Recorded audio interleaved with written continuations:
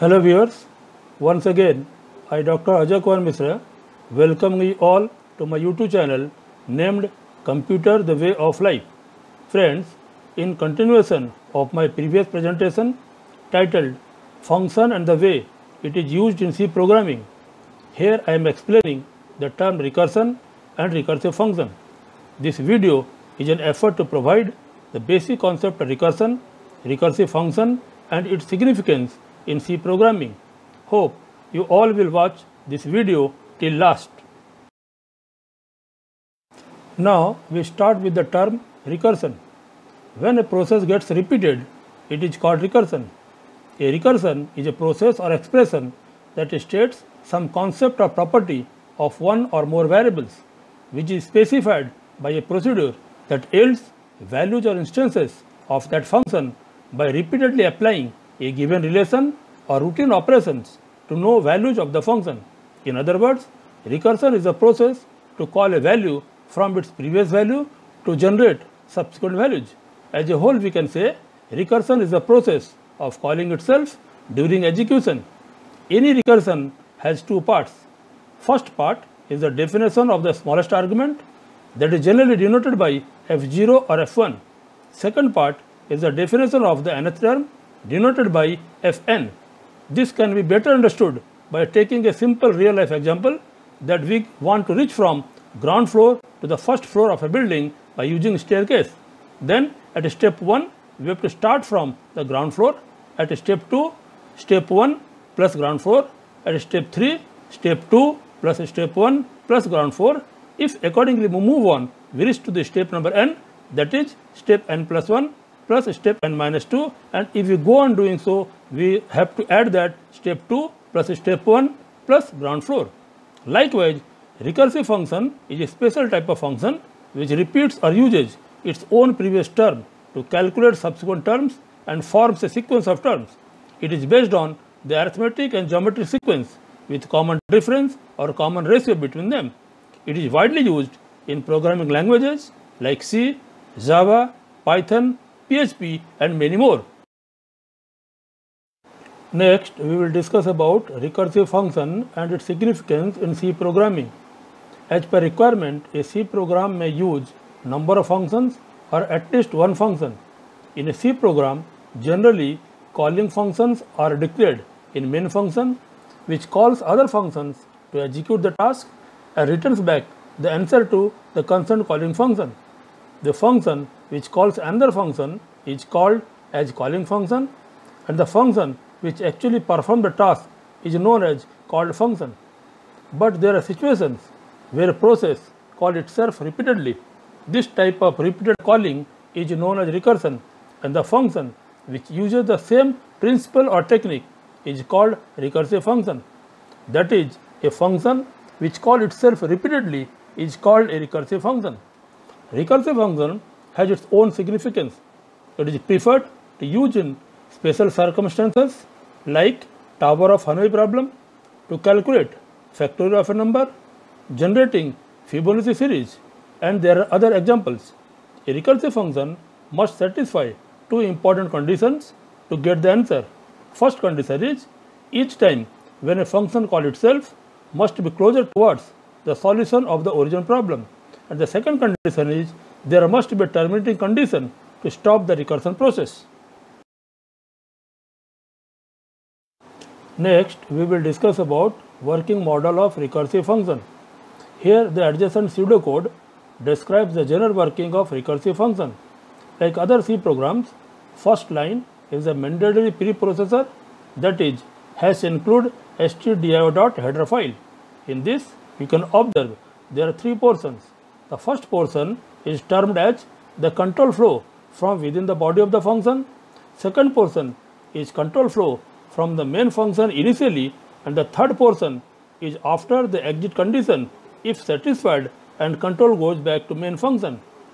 At the first portion, you have to define the function as return type of the value that function returns after execution, followed by name of the function and then the list of formal arguments with their types enclosed within parentheses. The second portion controls the flow from the main function, whereas the third portion is responsible for termination condition, which if satisfies, then the control will goes back to main function.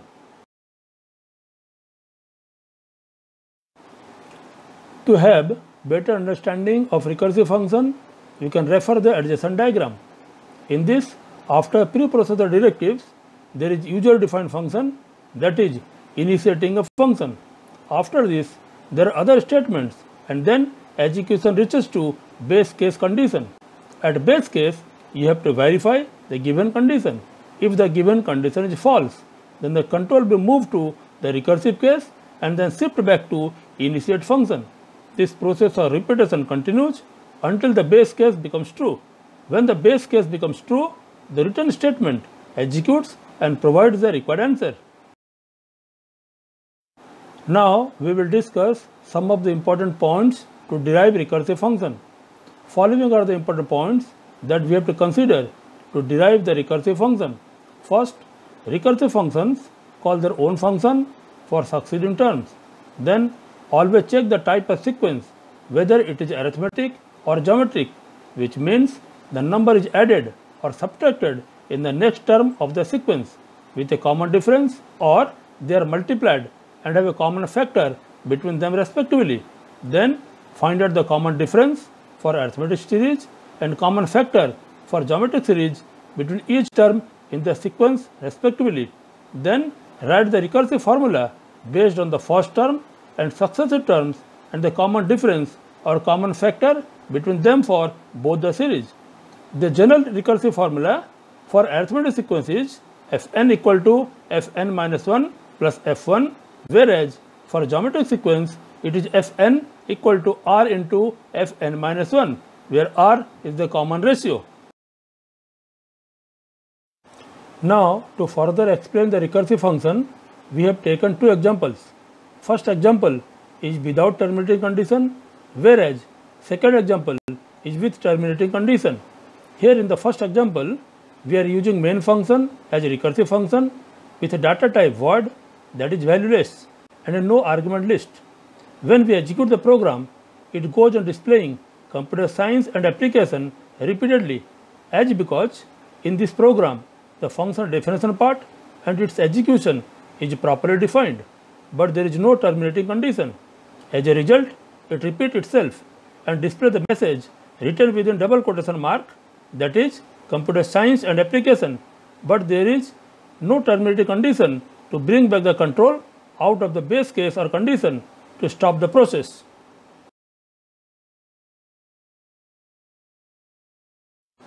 Next, in example number 2, we will discuss recursive function with terminating condition. In this, we have declared a recursive function named factorial with data type long integer. Then start main function and within curly brace declare the body of the main function. During execution, when you enter the value of any integer, it shifts the control to the called function where the actual value is replaced by the formal argument, and basing on the given condition provide the answer. For example, let you are entering the value of integer as a 10, then it executes the required branch of the program and display the value as 36,28,800 as result.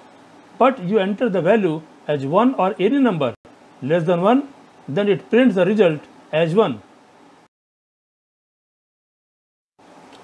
After a detailed discussion, we conclude that recursive functions are specially designed functions which call itself, but while calling itself, it must reduce the size of the problem. The process of reduction continues until it reaches to the terminating condition. At last, I want to caution the user to use the recursive function with utmost care, otherwise it will be an endless process. With this, I remain. Hope you all have enjoyed it. Thank you for your patient hearing. Also suggest the topic of interest you want to explain me in future.